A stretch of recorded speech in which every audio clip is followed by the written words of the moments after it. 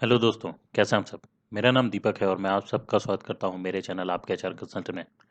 दोस्तों, आज की इस वीडियो में हम लोग बात करेंगे इंक्रीमेंट के बारे में, बेसिकली सैलरी इंक्रीमेंट, और जानेंगे कि क्या कर सकते हैं आप लोग अगर आप लोगों को आपकी कंपनी में इंक्रीमेंट नहीं मिलता है तो आज का शीर्षक वही है, what to do if you don't get an increment. आप लोगों को क्या करना चाहिए अगर आप लोगों को कंपनी में इंक्रीमेंट नहीं मिलता है। अब यहाँ पे ध्यान देने वाली बात ये है कि इंक्रीमेंट जो है आपकी परफॉर्मेंस के ऊपर मिलता है। इंक्रीमेंट जो है आपने कैसा बिहेवियर रखा है कंपनी में उसके ऊपर मिलता है। बहुत सारे एस्पेक्ट हैं, उन सब के ऊपर जो है हम लोग डिटेल में बात करेंगे। इससे पहले कि मैं वीडियो स्टार्ट करूं, मैं आप लोगों को बता दूं कि सैलरी इंक्रीमेंट के बारे में ऑलरेडी मैंने एक वीडियो बनाया हुआ है। अगर आप लोगों ने उसको नहीं देखा तो उसको जाके देख लीजिएगा। और चलिए बिना देरी के हुए चलिए शुरू करते हैं। यहाँ पे जान लेते हैं कि सैलरी इंक्रीमेंट क्यों जरूरी है या वाई इंक्रीमेंट इज नेसेसरी, किस लिए। तो सबसे पहली बात, जो इंक्रीमेंट होता है ना, वो एक प्रकार का रिवॉर्ड होता है या मेडल होता है किसी भी एम्प्लॉय के हार्डवर्क का। अगर आप कंपनी में काम कर रहे हैं, आप बहुत मेहनत से काम कर रहे हैं और अगर आपको अप्रिशिएट ही ना किया जाए। और देखिए, सबसे बड़ा अप्रिसिएशन क्या होता है पता है एक एम्प्लॉय के लिए। सबसे बड़ा अप्रिसिएशन जो एम्प्लॉय के लिए होता है वो होता है मॉनेटरी बेनिफिट।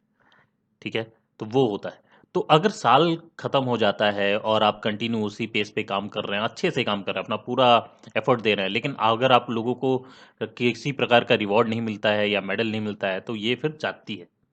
तो इंक्रीमेंट एक प्रकार का रिवॉर्ड या मेडल का काम करता है कोई भी एम्प्लॉय के लिए जो कंपनी में काम कर रहा है। अब दूसरा एस्पेक्ट ये है कि दिन प्रतिदिन जो है बेसिक प्राइजेस जो है आसमान छू रही हैं।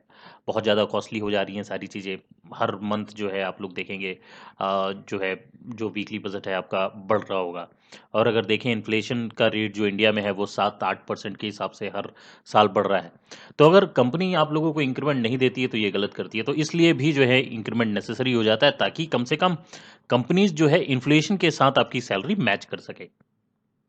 तीसरा है, since increment is considered based on work you have done in the past, but if an employee would take more responsibilities in coming years, so the increment is in the salary really makes sense। कहने का मतलब यहाँ पे ये है कि अगर less से जो भी इंक्रीमेंट का डिस्कशन होता है सैलरी इंक्रीमेंट का, तो जो इंक्रीमेंट का डिस्कशन होता है वो आपके पास वर्क के से रिलेटेड तो होता है कि आपने पास में क्या किया है, उसके बेसिस पे आपको इंक्रीमेंट दी जाती है। लेकिन यहाँ पे एक और चीज़ होती है, वो है कि अगर लेस से आप का जब अप्रेजल मीटिंग होता है वहाँ पे आपको बताया जाता है कि आगे चल के भी जो है आप बड़े रोल्स हैंडल करेंगे, बड़ी रिस्पॉन्सिबिलिटीज़ आप संभालेंगे।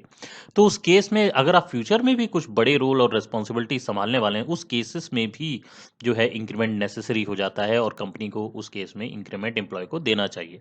तो ये 3 मेजर रीज़न है जिसके कारण एक इंक्रीमेंट बहुत ज़्यादा नेसेसरी हो जाता है दोस्तों। चलिए अब आगे बढ़ते हैं। यहाँ पर जान लेते हैं किस कारण से जो है एक एम्प्लॉय को इंक्रीमेंट नहीं मिलता है। सबसे पहला जो सब लोगों को पता है, ऑलमोस्ट सब जानते हैं, वो है वर्क परफॉर्मेंस। अगर आपकी वर्क परफॉर्मेंस पुअर है, ठीक है, तो आपके जो बॉस हैं, जो सीनियर्स हैं, जो टीम लीड है या एचआर मैनेजर है, वो फिर आपको नहीं चाहते कि आपको इंक्रीमेंट मिले, या फिर आप फिर क्योंकि आप डिजर्व नहीं करते हैं इंक्रीमेंट के लिए।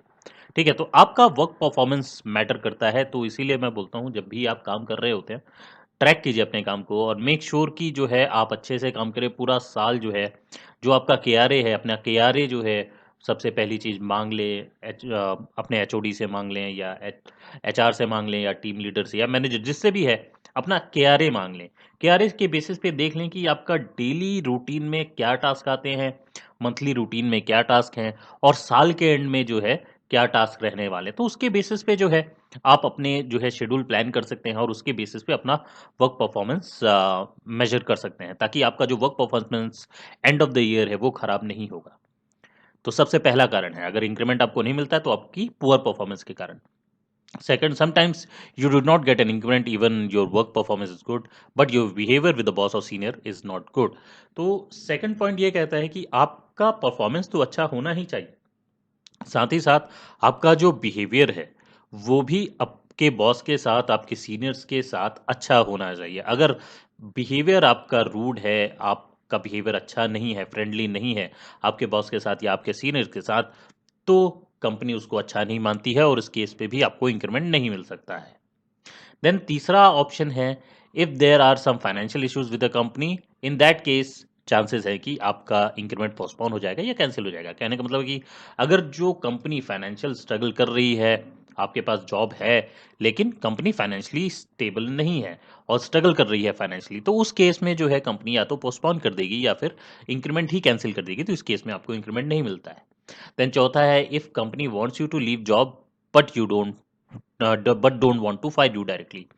ये एक छुपा हुआ सा रीज़न है कि कंपनी नहीं चाहती कि जो है आप कंपनी में अब काम करो, तो इसलिए वो आपको इंक्रीमेंट नहीं देती है और आपको इतना ज़्यादा वो फ्रस्ट्रेट कर देंगे ताकि आप जो है जॉब छोड़ के खुद ही चले जाएं, वो क्योंकि वो फायर नहीं कर सकते, क्योंकि अगर वो डायरेक्टली आपको फायर करते हैं तो उनको सीधा सीधा कंपनसेशन आपको देना पड़ जाएगा। तो इसलिए जो है कंपनी, ये बहुत ही ज़्यादा इंपॉर्टेंट पॉइंट भी है एक तरह से, इसको नोट डाउन कर लें कि कंपनी अगर आपको चाहती है कि आप कंपनी के साथ काम ना करें, तो वो इनडायरेक्टली क्या करती है, आपको हाइक ही नहीं देती है। आप जितने पे थे उसी पे आपको रिटेन कर लेती है, बोलती है कि आप इसी पे काम करो, आपकी सैलरी हाइक नहीं होगी। इस केस में जो है आप लोगों को ध्यान रखना चाहिए, हो सकता है कंपनी चाह रही है कि आप कंपनी छोड़ दें, तो इसको ध्यान रखिएगा। देन नेक्स्ट है, if your boss or senior feels that you are just waiting for an increment to get an extra hike advantage and going to leave or the company once you get an increment letter। कहने का मतलब है कि जो भी employ जो है hike तो सबको सबको मिलनी चाहिए, लेकिन जो बॉस हैं और जो सीनियर्स हैं वो अगर उनको लगता है कि नहीं ये केवल हाइक के लिए बैठा है, अगर हम इसको हाइक दे देंगे तो ये फिर इसका एडवांटेज लेके दूसरी कंपनी में जाके बड़े ऑफर लेटर ले लेगा, तो इस केस में भी जो आपके सीनियर्स हैं, जो आपके मैनेजर हैं और जो बॉस हैं, वो आपको सैलरी हाइक नहीं देते हैं। तो ये कुछ 5 कारण हैं जो मैंने लिस्ट डाउन किए हैं। होप आप लोगों को समझ आ गया होगा। चलिए अब आगे बढ़ते हैं। अब यहाँ पे आप लोगों को करना क्या है, what to do after no increment, what can you do अगर आप लोगों को इंक्रीमेंट नहीं मिलता है, जिन भी लोगों को इंक्रीमेंट नहीं मिलता है। तो इस केस में सबसे पहली चीज़ ये है कि आपको पैनिक नहीं होना है। अगर आपका इंक्रीमेंट की मीटिंग होती है, अप्रेज़ल की मीटिंग होती है, वहाँ आपको पता चलता है कि नहीं आपको इंक्रीमेंट नहीं देने वाले हैं, मेक श्योर आपको कोई सीन क्रिएट नहीं करना है, पैनिक मत होइए। शांत रहिए, try to contact your senior और बॉस और रीज़न समझने की कोशिश कीजिए। अपने जो बॉस हैं, जो आपके मैनेजर हैं या सीनियर मैनेजर हैं, अगर सीनियर मैनेजर से रिस्पॉन्स नहीं मिलता तो एचओडी के पास चले जाएँ। जो हेड ऑफ डिपार्टमेंट होते हैं, उनके पास चले जाएँ, या वहाँ से भी नहीं सॉल्यूशन मिलता तो एचआर के पास चले जाएँ एंड मेक श्योर कि आपको रीज़न पता चले किस कारण से जो है आपको इंक्रीमेंट नहीं दिया गया, क्या कारण था? और पैनिक मत होइए, पैनिक होने में आप ही का नुकसान है और ठंडे दिमाग से ये कदम उठाइएगा। सेकंड है, never ever cross your limit, don't break company policies और रूल जस्ट फॉर इंक्रीमेंट। देखिए, इंक्रीमेंट एक पार्ट है और ये कंपनी के ऊपर डिपेंड करता है। हाँ, हर साल आपको मिलना चाहिए एक relevant amount, but in case आपको नहीं मिलता है तो यू दैट डजंट मीन कि आप जो है कंपनी के प्रोटोकॉल तोड़ेंगे, हल्ला गुल्ला मचाएंगे। ऐसा बिल्कुल मत कीजिए, सीन मत क्रिएट कीजिएगा, अपनी लिमिट्स को क्रॉस मत कीजिए, ताकि ऐसा ना हो कि उनके पास एक सॉलिड प्रूफ हो जाए आपको तुरंत निकालने का। अभी तो आपको इंक्रीमेंट नहीं मिला, फिर उसके बाद आपने जो है प्रोटोकॉल तोड़ दिए और लिमिट्स क्रॉस कर दी, तो उसके बाद कंपनी बोले नहीं अब तो इसको निकालना ही पक्का है, तो ऐसा मत करें। देन नेक्स्ट थिंग जो है, इफ़ योर परफॉर्मेंस और बिहेवियर इज द रीजन, तो उसको सुधार लें। कहने का मतलब यहाँ पे कि अगर आपका परफॉर्मेंस और बिहेवियर, अगर आपको लगता है खुद से कि नहीं आपका परफॉर्मेंस और आपका बिहेवियर सही नहीं था, तो उसको जो है एक्सेप्ट करें कि हाँ मेरा परफॉर्मेंस सही नहीं था, मेरा बिहेवियर जो है वो सही नहीं था, और मेक श्योर अपने बॉस से जाके आप बात करें, अपने सीनियर मैनेजर या मैनेजर से आप जाके बात कर सकते हैं। बात करने के बाद आप बता सकते हैं कि देखिए मैं अपना परफॉर्मेंस और जो मैं अपना बिहेवियर था, जो रूट था मैं, उसको मैं ठीक कर लूँगा, और क्या आप उनसे आप बात कीजिए, क्या आप जो है कुछ समय बाद जो है दोबारा से देख सकते हैं मेरा परफॉर्मेंस और उसके बेसिस पे क्या आप इंक्रीमेंट दे सकते हैं, ये आप बात कर सकते हैं। ये तीसरा एक ऑप्शन है जो है इंक्रीमेंट लेने का। इसके बाद जो आखिरी ऑप्शन आता है, अगर लेट्स से आपने सब ट्राई कर लिया, ठीक है, इंक्रीमेंट का कहीं कोई ऑप्शन नहीं है और आप हताश फील कर रहे हैं, तो देखिए यार, इंक्रीमेंट जो है ये कंपनी के ऊपर डिपेंड करता है। अगर कंपनी आपको देना चाहेगी तो आपको मिलेगा, नहीं देना चाहेगी तो नहीं मिलेगा। तो मेक श्योर कि अगर आपको इतना ही हताशा लग रही है तो बेटर है कि आप दूसरी अपॉर्चुनिटी देख लें और दूसरी जगह जो है जॉब देख लें।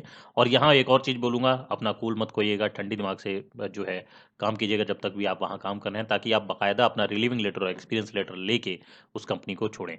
रिलेशन अपने मत खराब कीजिएगा। ठीक है, चलिए अब आगे बढ़ते हैं। आशा करता हूँ कि आज का वीडियो आप लोगों को पसंद आया होगा। अगर पसंद आया है तो लाइक ज़रूर कीजिएगा, अपने ज़्यादा से ज़्यादा दोस्तों के साथ शेयर कीजिएगा और सब्सक्राइब करना मत भूलिएगा। मैं इसी प्रकार के नए-नए कंटेंट आप लोगों के लिए लेके आता रहूँगा। बस अपने आप साथ और प्यार इसी तरह बनाए रखिएगा। मैं मिलूँगा आप लोगों से अगले वीडियो में, तब तक के लिए अपना ख्याल रखिएगा। धन्यवाद दोस्तों।